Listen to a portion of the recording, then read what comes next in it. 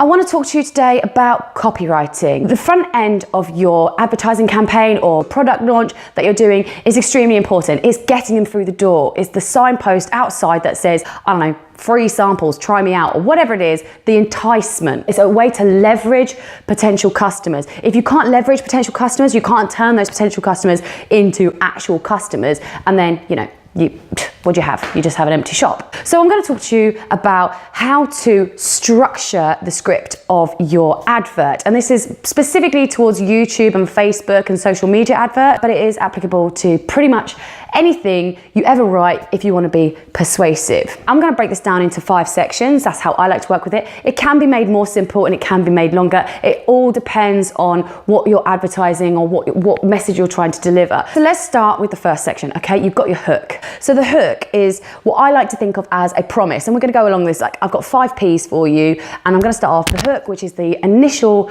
5 seconds of your advert, especially on YouTube. It literally is 5 seconds, to grab the audience's attention. And I like to think of it as a promise. You are promising in these first 5 seconds to educate, inspire, and entertain. If you do not achieve all of these 3, you are not going to have the conversions that you want. You're not going to be able to leverage the customers that you want, so you can, have a full shop. So how are ways that how can you utilize a hook effectively? Because you've got 5 seconds to really impress your audience and keep them watching more. There's a few ways. There are gimmicks. For instance, like someone smashing through glass and say, breaking news. And it kind of like, it's called a pattern interrupt. It kind of jars the audience and makes them go, ugh. And what they say with a pattern interrupt, it psychologically confuses you, and it like literally makes you kind of like not aware of like exactly what's going on. So then that whatever messages you've received, the follow-up messages you cling to because they make sense. So it means that by giving a pattern interrupt, the audience is much more suggestible. It's a bit of a dodgy thing, really.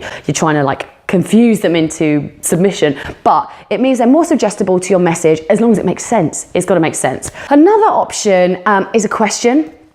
It puts the viewer or the participant into the driver's seat. It literally makes them a participant. So you can start with saying, did you know that oranges contain more potassium than they do vitamin C? I don't know, I just made that up, but that's an option. You can't say, did you know the sky is blue? Because that is something that is common knowledge. So people are gonna be like, yes, actually, I did.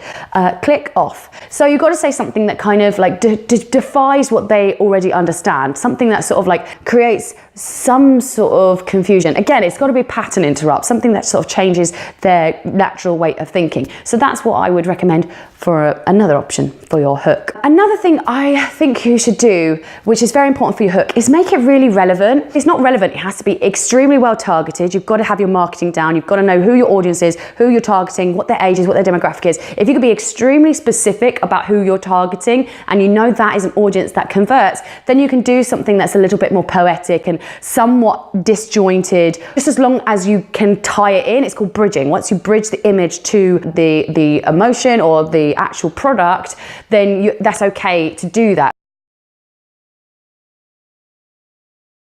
If your targeting is not accurate, if you have not got the audience down, and I mean down, it needs to, in the first probably 3 seconds, or of relevance to whatever it is you're selling. So if you're selling skincare, don't talk about fish.